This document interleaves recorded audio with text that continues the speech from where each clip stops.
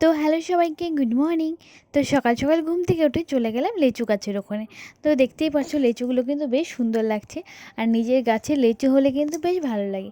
আর লেচু বলতে কোনো কথা নেই, যে কোনো ফলই কিন্তু নিজের গাছে হলে বেশ ভালো লাগে বলো। তো আমার কিন্তু বেশ ভালো লাগছিলো আমাদের গাছের লেচুগুলো দেখে। তো দেখতেই পাচ্ছ হাওয়াতে কিন্তু লেচুগুলো বেশ দোল খাচ্ছে, কি সুন্দর লাগছে দেখো। আর আমার কিন্তু লেচু খেতে বেশ ভালো লাগে। তোমাদের কার কার লেচু খেতে ভালো লাগে নিচে কমেন্টে জানাতে ভুলো না। আর দিনটাও কিন্তু বেশ মেঘলা মেঘলা ছিল। আর এই ঝড় তুফানে কিন্তু আমাদের লিচুগুলো বেশ পড়ে নষ্ট হয়ে গেছে। আর যে কটা ছিল সে কটারই আমি ভিডিও তুলে রাখছিলাম, কারণ এটাও কিন্তু পরে আর থাকবে না। আর দেখো আমি কিন্তু আজকে ছানদান করে কী সুন্দর শাড়ি পরে রেডি হয়ে গেছি। আর দেখো মাম্মামু কিন্তু লিচুগুলো ধরছিল। আর মাম্মামা কিন্তু লিচুগুলো বেশ পছন্দ হয়েছে, দেখো ও কিন্তু ছাড়ছিলই না।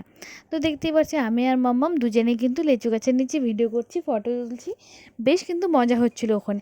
তারপরে চলে আসলাম ঘরে সকালের ব্রেকফাস্টটা খেতে। আর আজকে ব্রেকফাস্টটা কিন্তু দারুণ ছিল। গরম গরম লুচি, তার সাথে ছিল পায়েস, আর সাথে ছিল কিন্তু একটা আলুর তরকারি। তো এগুলো দিয়ে কিন্তু সকালের ব্রেকফাস্টটা কমপ্লিট করলাম। তো সকালের ব্রেকফাস্টটা কিন্তু দারুণ মজার ছিল। তো খাওয়া দাওয়া কমপ্লিট করে চলে যাব রান্নাঘরে। তো আজকে নিরামিষই রান্না করব, তো রান্নার কিন্তু তাড়াহুড়ো নেই।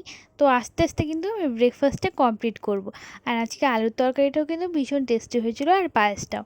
আর সকাল সকাল এরকম ব্রেকফাস্টটা পেলে সকালের মনটা কিন্তু বেশ খুশি হয়ে যায় বলো। তো চটপট করে কিন্তু আমি ব্রেকফাস্টটা কমপ্লিট করে নিলাম।